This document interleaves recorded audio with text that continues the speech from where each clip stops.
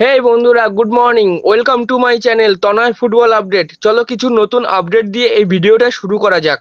বন্ধুরা, আজ প্রথমে যে আপডেটটি দিয়ে শুরু করব সেটি হলো ইন্ডিয়া কিন্তু তাদের আগামী প্রতিপক্ষ থাইল্যান্ড এবং হংকং এর বিরুদ্ধে খেলার প্রস্তুতি শুরু করে দিল। বন্ধুরা, তোমরা সবাই জানো আগামী 4ঠা জুন থাইল্যান্ডের বিরুদ্ধে একটি প্রীতি ম্যাচ খেলবে এবং আগামী 10ই জুন হংকং এর বিরুদ্ধে এএফসি এশিয়ান কাপ 2027-এর যোগ্যতা অর্জনের ম্যাচ খেলবে ইন্ডিয়া। তো আগামী দিনের জন্য শুভেচ্ছা রইল আমাদের ইন্ডিয়ান টিম যেন দুটো ম্যাচ জিতেই ইন্ডিয়াতে ফিরতে পারে।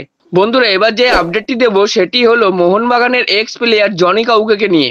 বন্ধুরা, শোনা যাচ্ছে আগামী মৌসুমের জন্য জনি কাউকে কিন্তু টার্গেট করছে কিছু আইএসএল টিম। তো বন্ধুরা, তোমরা সবাই জানো ইন্টারকাশির ভাগ্য কিন্তু এখনো ঝুলে রয়েছে যে তারা পরবর্তী মরশুমে আই লিগ খেলবে না আইএসএল। তো ইন্টারকাশি যদি পরবর্তী সময় আইএসএল খেলে তাহলে জনি কাউকো ইন্টারকাশির হয়েই খেলবে, আর যদি ইন্টারকাশি আই লিগ খেলে তাহলে হয়তো কোনো আইএসএল এর টিমের হয়ে জনি কাউকোকে খেলতে দেখা যাবে। এই দৌড়ে সবার আগে এগিয়ে আছে নর্থ ইস্ট ইউনাইটেড। তো দেখা যাক বন্ধুরা, পরবর্তী মরশুমে জনি কাউকোর ঠিকানা কোথায় হয়, আই লিগ না আইএসএল।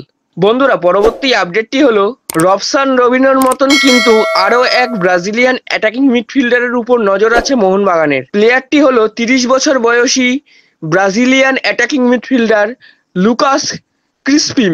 হ্যাঁ বন্ধুরা, বর্তমানে প্লেয়ারটি থাই লিগ ওয়ানের ক্লাব বুরিরাম ইউনাইটেডের সাথে যুক্ত আছে। তো বন্ধুরা, দেখা যাক এই লুকাস ক্রিসপিম ভারতবর্ষে খেলতে আসেন কিনা।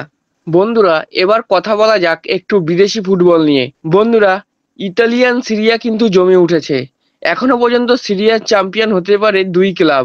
এই ক্লাব দুটি যথাক্রমে নাপোলি এবং ইন্টার মিলান। হ্যাঁ বন্ধুরা, এই ইতালিয়ান সিরিয়া কিন্তু লাস্ট দিনের তাদের 2025-26 মরশুমের চ্যাম্পিয়নদের পাবে। এই নাপোলি ও ইন্টার মিলানের মধ্যে কিন্তু মাত্র 1 পয়েন্টের ডিস্টেন্স রয়েছে।